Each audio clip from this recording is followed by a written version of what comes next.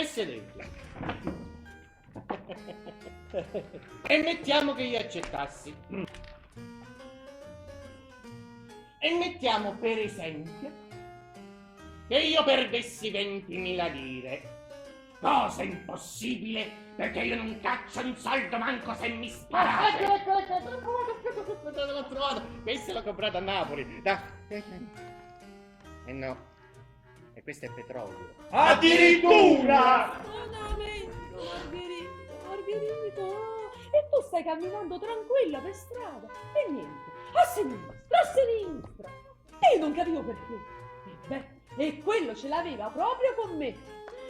Un guardia si è messo a strillare e mi ha detto: lei, piedone, a sinistra, a sinistra. Stanno arrivando le guardie! Nascondetemi! Amico! Io sono un pacifico cittadino e vi prego di uscire. Nascondetemi! Se ne ho fatto 30 e faccio 31. Ma già, all'anima sua ci sta facendo girare tutta Caivano. Ma in qualche casa qui intorno si sarà pure nascosto, no? Quello che avete detto voi. Noi! È quello che hai detto tu! Io.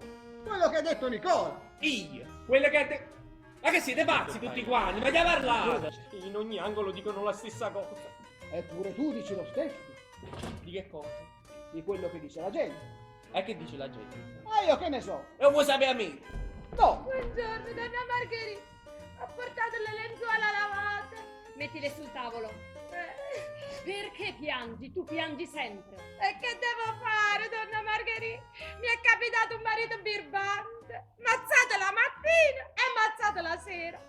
Ieri sera era ubriaco, si è scordato e oggi mi ha dato quelle di stamattina e quelle di ieri sera. Sono proprio scemo. Sì, perché vado a credere a quello che dice la gente. Sono scemo, la verità. Oh no! E ditemelo in faccia che sono scemo, ditemelo. Come volete voi. Adesso vado da una parte. Da una parte. E poi torno. Poi torna. Rouge. Rouge.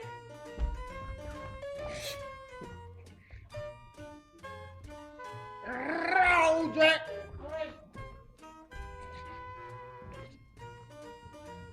Rouge. Rouge.